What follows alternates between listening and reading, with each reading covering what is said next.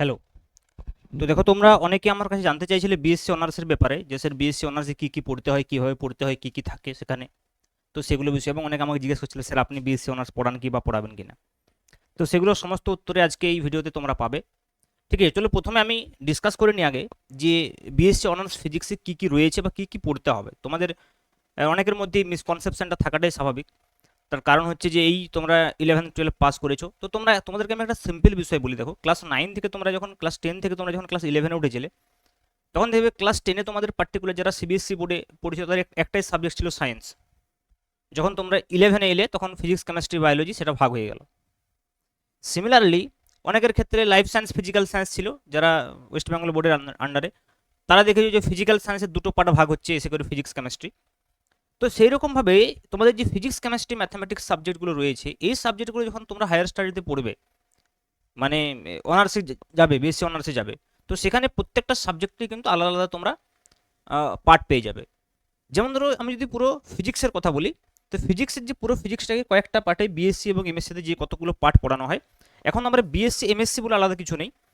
বলতে পারি একটা 4 বছরের প্রথমে তোমাদেরকে একটা রিসার্চ উইথ অনার্স করা হচ্ছে, তারপরে 1 বছর যদি কেউ কন্টিনিউ করে নেয়, তাহলে তার ক্ষেত্রে সেটা এমএসসি কমপ্লিট হবে।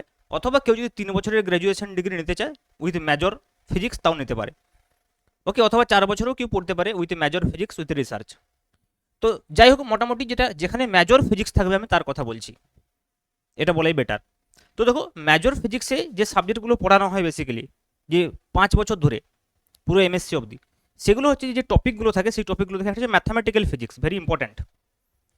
ম্যাথামেটিক্যাল ফিজিক্স তোমার অলমোস্ট মানে মানে যদি পুরো সিলেবাসটাকে আমি 10টা সেমিস্টারে ভাগ করি 5 বছরে, আমি পুরো 5 বছরের কথাই বলছি। 4 বছর 8টা সেমিস্টার, তার সঙ্গে আর 2টো সেমিস্টার হলে 10 বছর, 3 বছর পড়লে 6টা সেমিস্টার। তো পুরো 10টা সেমিস্টারে যদি তুমি দেখো, এই ম্যাথামেটিক্যাল ফিজিক্স কিন্তু একটা একটা সেমিস্টার ছাড়া ছাড়া, বা কোনো ইউনিভার্সিটির সিলেবাসের প্রত্যেক সেমিস্টারে, বা কোনো ইউনিভার্সিটির সিলেবাসে অড সেমিস্টারে, কখনো ইভেন সেমিস্টারে ম্যাথামেটিক্যাল ফিজিক্সের একটা পেপার থাকবে। এই ম্যাথামেটিক্যাল ফিজিক্সে কি পড়তে হবে না, এই ম্যাথামেটিক্যাল ফিজিক্সে সেই ম্যাথামেটিক্সটা পড়তে হবে যে ম্যাথামেটিক্সটা তোমার ফিজিক্সে কাজে লাগবে। মানে তুমি অলমোস্ট বলতে পারো যে পুরো ম্যাথামেটিক্সের সিলেবাসটাই তোমাকে পড়তে হবে অলমোস্ট। তবে যারা ম্যাথামেটিক্স অনার্স পড়ে তারা যেরকম ডিটেলসে পড়ে হয়তো অতটা ডিটেলসে পড়তে হবে না, কিন্তু অ্যাপ্লিকেশনগুলো জানতে হবে। বুঝা যাচ্ছে বিষয়টা? তাহলে তোমাদের একটা পেপার থাকবে ম্যাথামেটিক্যাল ফিজিক্স, এবং এই যে পেপারগুলো বলছি কোনো একটা সেমিস্টারে পুরোটা থাকবে না। মানে মনে করো ম্যাথামেটিক্যাল ফিজিক্সে কিছু একটা পার্ট থাকলো ফার্স্ট সেমিস্টারে, বাকি পার্টটা থাকলো থার্ড সেমিস্টারে, বাকি পার্টটা থাকলো সিক্স সেমিস্টারে, এইভাবে কিন্তু, বা ফিফথ সেমিস্টারে এইভাবে থাকবে। সিমিলারলি ক্লাসিক্যাল মেকানিক্স, যেটা তোমরা মেকানিক্স বলে জানো, এটাকে একসঙ্গে ক্লাসিক্যাল মেকানিক্স বলে। এখানে দুটো পার্ট রয়েছে, একটা হচ্ছে নিউটনিয়ান মেকানিক্স, আবার তার সঙ্গে সঙ্গে রয়েছে ল্যাগ্রাঞ্জিয়ান এবং হ্যামিল্টনিয়ান মেকানিক্স। সিমিলারলি ইলেকট্রোম্যাগনেটিজম থাকবে, থার্মোডাইনামিক্স অ্যান্ড স্ট্যাটিস্টিক্যাল ফিজিক্স থাকবে, কোয়ান্টাম মেকানিক্স থাকবে, অ্যাটমিক অ্যান্ড মলিকুলার ফিজিক্স থাকবে, সলিড স্টেট ফিজিক্স থাকবে, নিউক্লিয়ার ফিজিক্স থাকবে, ইলেকট্রনিক্স থাকবে, এবং অপটিক্স থাকবে। অপটিক্সের আবার দুটো পার্ট থাকবে, একটা ফিজিক্যাল অপটিক্স, একটা জিওমেট্রিক্যাল অপটিক্স। তো মোটামুটি এইগুলো হচ্ছে তোমার টোটাল যে সিলেবাসে সেগুলো পড়ানো হবে, টোটাল তোমার যে পুরো কোর্সটা থাকবে। এরপরে দেখো, এই যে এই কোর্সটা কিন্তু সবার জন্য একই, সব ইউনিভার্সিটিতে এইগুলো সেম থাকবে।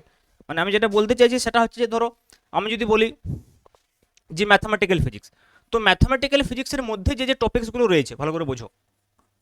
এই ম্যাথামেটিক্যাল ফিজিক্সের মধ্যে যে টপিক্সগুলো রয়েছে অলমোস্ট পুরো, যদি আমি এমএসসি অবধি বলি, সমস্ত টপিক্সগুলো সমস্ত ইউনিভার্সিটিতেই পড়ানো হবে, কিন্তু ডিফারেন্ট ডিফারেন্ট সেমিস্টারে হতে পারে। কোনো ইউনিভার্সিটি যেটা ফার্স্ট সেমিস্টারে আছে, অন্য কোনো ইউনিভার্সিটি সেটা হচ্ছে থার্ড সেমিস্টারে আছে। এরকমভাবে মোটামুটি ইউনিভার্সিটি নিজেদের মতো করে একটা সিলেবাস তৈরি করেছে। বাকি পুরো কোর্সটা কিন্তু সব ইউনিভার্সিটি অলমোস্ট সেম, এক দুটো টপিক এদিক ওদিক আলাদা কথা, কিন্তু অলমোস্ট সেম। সিমিলারলি যখন তোমরা ক্লাসিক্যাল মেকানিক্স পড়বে, তখনও সেটা একই ব্যাপার হবে, ক্লাসিক্যাল মেকানিক্স। তো দেখো, আমি এই দুটোই এখন আপাতত কেন লিখছি ক্লাসিক্যাল মেকানিক্স, এটাকে আরও ভালোভাবে বললে মেকানিক্স, মানে শুধু মেকানিক্সটাই প্রথমে পড়ানো হয়, যেটা ওল্ড মেকানিক্স। তো প্রথম সেমিস্টারে সবারই কিন্তু এটা সিলেবাসে থাকবেই। এছাড়াও হিট থার্মোডাইনামিক্স থাকতে পারে অনেকের, কিন্তু এইগুলো থাকবেই।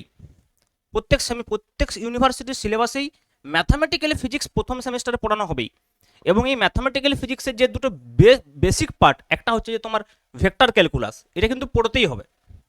মানে প্রত্যেক ইউনিভার্সিটির সিলেবাসেই ম্যাথামেটিক্যাল ফিজিক্সে ভেক্টর ক্যালকুলাস ফার্স্ট সেমিস্টারে থাকবে না, এটা হতেই পারে না। আবার ভেক্টর ক্যালকুলাসের সঙ্গে সঙ্গে আরও কিছু ম্যাথামেটিক্স থাকতে পারে, যেমন ধরো ফর এক্সাম্পল ডিফারেন্সিয়াল ইকুয়েশন, এটাও খুব বেসিক। তো ডিফারেন্সিয়াল ইকুয়েশনটা থাকে, কারণ এটা কাজে লাগে ফিজিক্সে খুব। ওকে, ডিফারেন্সিয়াল ইকুয়েশন থাকবে, এই দুটো থাকবেই তুমি ধরে নাও প্রথম সেমিস্টারে। তেমনি যখন আমরা মেকানিক্স পড়বো এখানে বেসিক্যালি নিউটনিয়ান মেকানিক্সটা দেওয়া হয়, নিউটনিয়ান মেকানিক্স। একদম যে নিউটন হলো তোমরা পড়েছো অতটাও কিন্তু এখানে ইজি নয়, একটু অ্যাডভান্স লেভেলের নিউটনিয়ান মেকানিক্স থাকবে, যেখানে ভেক্টর ক্যালকুলাসের অ্যাপ্লিকেশন থাকবে প্রচুর। এবং তার সঙ্গে সঙ্গে জিপিএম, যে জেনারেল প্রপার্টিজ অফ ম্যাটার, এটাকে অনেক সময় মেকানিক্সের মধ্যেই রেখে দেয় ফার্স্ট সেমিস্টারে, অনেক ইউনিভার্সিটিতে রয়েছে, যেখানে গ্র্যাভিটেশন, ইলাস্টিসিটি এইসব বিষয়গুলো থাকতে পারে, বা ফ্লুইড মেকানিক্স এইসব বিষয়গুলো থাকতে পারে। বুঝা গেল বিষয়টা? তাহলে এইটা হচ্ছে তোমার ফার্স্ট সেমিস্টারের সিলেবাস, তুমি মোটামুটি ধরে রাখো, বাকি এখন আমি আর বলছি না। তোমার ফার্স্ট সেমিস্টারে প্রত্যেক ইউনিভার্সিটিতে অলমোস্ট এগুলো থাকবেই। এবং ম্যাথামেটিক্যাল ফিজিক্সের মধ্যে কোনো কোনো ইউনিভার্সিটির সেভারাল ভেরিয়েবল ক্যালকুলাস রয়েছে, কোনো কোনো ইউনিভার্সিটির সিলেবাসের নেই। আবার আইআইটি জ্যাম যেটা হয় 3 বছর পর তোমরা এমএসসি করার জন্য আইআইটি থেকে, তো তার সিলেবাস রয়েছে, তো তার সিলেবাসও মোটামুটি অলমোস্ট এগুলোই থাকে, বরঞ্চ বিএসসিতে তোমরা যা পড়বে তার থেকে কমই থাকে, কিন্তু প্রবলেম ওরিয়েন্টেড কোয়েশ্চেন হয় বাস। সেগুলো আমি আস্তে আস্তে বলবো। তো আপাতত তোমরা যারা ফার্স্ট সেমিস্টার শুরু করছো বিএসসি ফিজিক্স উইথ মেজর, তাদের ক্ষেত্রে তোমরা জেনে নাও এই দুটো পার্ট তোমাদেরকে ফার্স্ট সেমিস্টারে পড়তেই হচ্ছে, ম্যাথামেটিক্যাল ফিজিক্স এবং মেকানিক্স।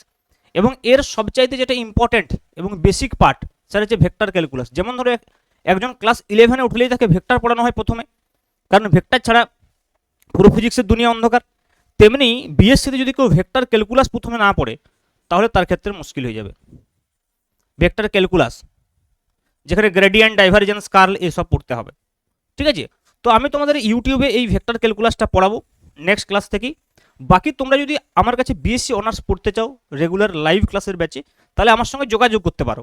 আমি এখনও অবধি কিন্তু কোনো ব্যাচ স্টার্ট করিনি, এর আগে আমি অফলাইনে পড়াতাম, মাঝখানে আমি 1-2 বছর পড়াইনি বিএসসি। যদি সাফিসিয়েন্ট নাম্বার অফ স্টুডেন্টস অনলাইনে আমাকে নক করে তাহলে আমি ভেবে দেখব তোমাদের কিন্তু বিএসসি অনার্স পড়ানোর জন্য।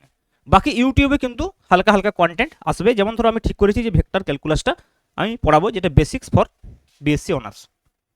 ক্লিয়ার? তো এই হচ্ছে মোটামুটি ব্যাপার বিএসসি অনার্স। বাকি বিএসসি অনার্সে কী ক্যারিয়ার রয়েছে না রয়েছে, ভবিষ্যতে কী করা যায়, অনেক কিছুই করা যেতে পারে। তো সেই সব বিষয়গুলো এই ভিডিওতে ডিসকাস করছি না, কারণ তাহলে ভিডিওটা অনেক লম্বা হয়ে যাবে। সেগুলো আমি আগেও ডিসকাস করেছি, আবার যদি তোমাদের রিকোয়ারমেন্ট থাকে তাহলে পরে পরে ডিসকাস করে দেবো। ওকে, আজ এইটুকুই। Thank you very much.